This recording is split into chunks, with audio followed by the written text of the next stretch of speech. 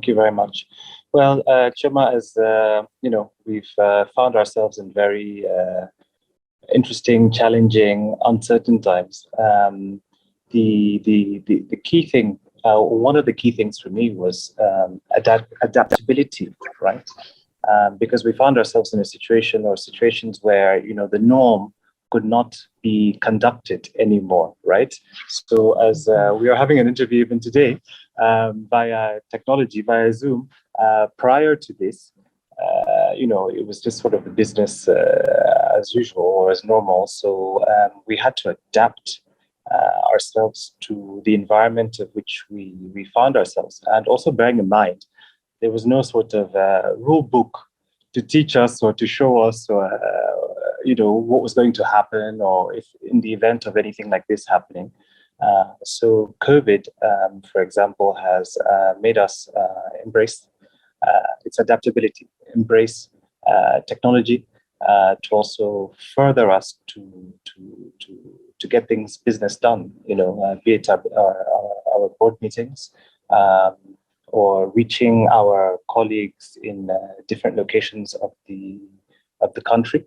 So again, for me, it was all about, or for us, it was just primarily adaptability, finding ourselves, and the ability not to be stuck, right? It was purely to move forward, adapt, find, and move further. So initially, it was a little bit of a challenge, if I could say, but adaptability was the key word there for everybody. So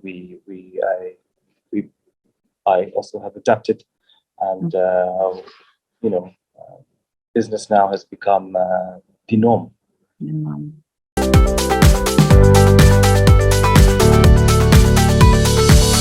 So with that, it's all about identifying critical areas, right?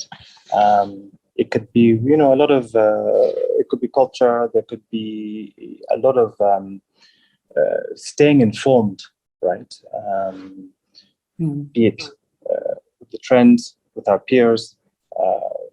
More importantly, also the regulatory environment, keeping up with best practices, and also listening to our stakeholders, and just understanding the values and the moments in which we find ourselves. So encompassing all of this, and with awareness again, will drive further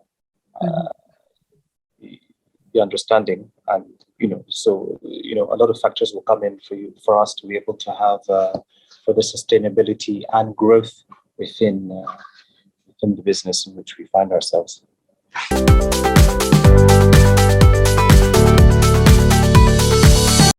I think board composition is very important.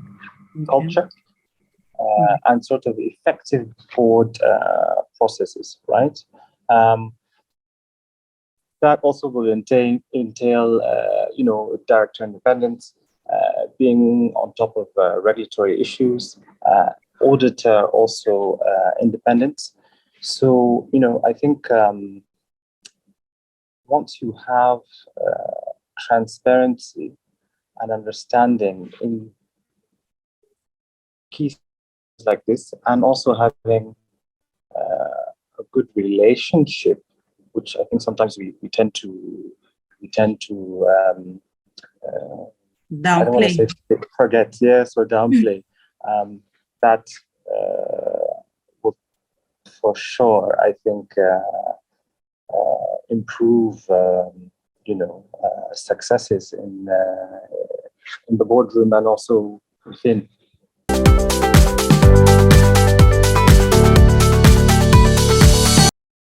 For me, it may sound very simple: accountability, transparency, fairness, and responsibility.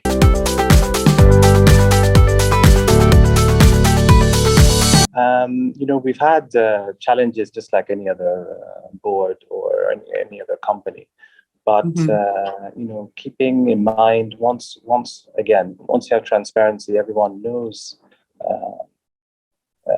their own or collectively accountability, right? And there is communication. I believe that everyone progresses in that form.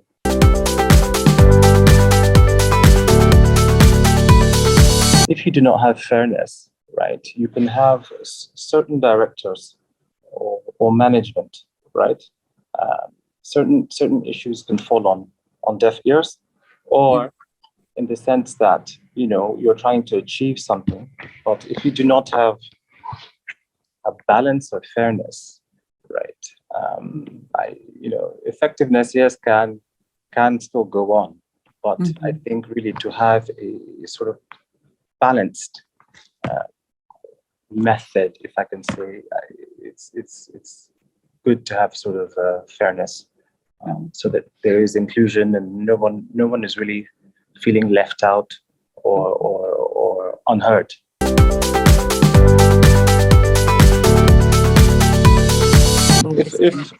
If I could use myself as an example, because you mentioned one thing, age. So at the time, it was. I don't want to say I was probably the youngest, but maybe one of the youngest board chairpersons in I don't want to say the continent either, but let's just let's just use Nigeria.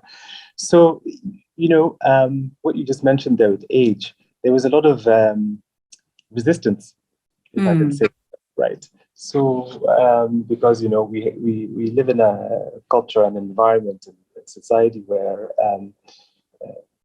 one can be perceived, especially if you have people that are older than you or have greater experience than you, that you be perceived as, sorry for the lack of a better term, that small boy. So coming back to this, right? So on the whole, we need director independence. Again, I'm coming back to accountability. I'm coming back to transparency, which will also sort of improve boardroom sort of behavior, will enable and allow different sort of skill sets also of the board, and also the understanding and reminding of board director statutory requirements, shareholder rights. So there's so many facets of it that we always have to just keep on being on top of,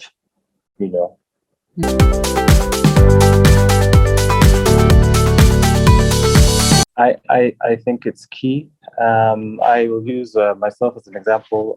Our institution is led by a lady. We have one non-executive director also that is a lady, and also two actually. So I'm a promoter of diversity and inclusion. So I think we still probably have a long way to go, but we've moved forward quite a bit, I think, in terms of sort of that gender balance, right? It's not how you are physically, it's what you know, what you can do, and what you can offer, right? So one should not be limited or be thinking that, because of one's gender, one should be limited.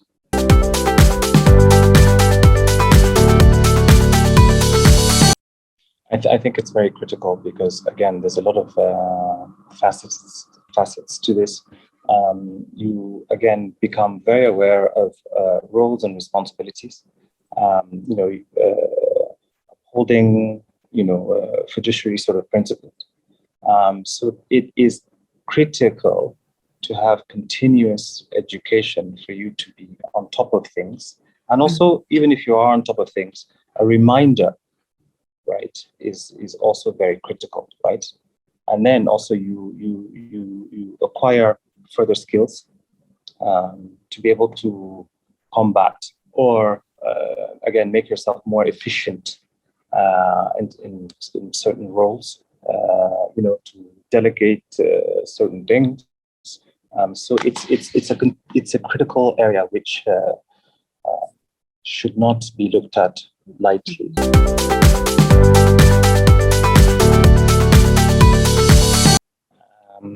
Independence in a lot of ways, but the critical thing here is, again, transparency. Right? Not transparency will, on the whole, be it in terms of even our responsibility to our shareholders, our accountancy, our position of the company, right? That is of essence. I think without transparency and accountability and integrity as a whole, I think it's a problem that anyone in this country or globally will encounter. Compliance also has changed. Regulatory issues sort of has changed. So improving on all sorts of aspects of even risk oversight to enable further sort of strategic planning is critical. Well, if we follow their processes and orders, so it is also critical for them to have clarity. There are some issues that have cropped up of late regarding sort of unissued shares, for example, in institutions. So there has been quite a lot of, it's been quite contentious, right? Because there's a bit of lack of clarity there sometimes. So for us, it is critical for the regulatory body to carry us along, right? If there's a gray area or an area in which needs further explanation or further guidance, it's also critical for them to also listen, I believe, to institutions, so that there is a continuous sort of harmony that will enable and lead us to reach our potential growth, not even just within and also from the outside, enable investors, for instance, to come in and have the security that they made the right decision into coming into this country and being protected.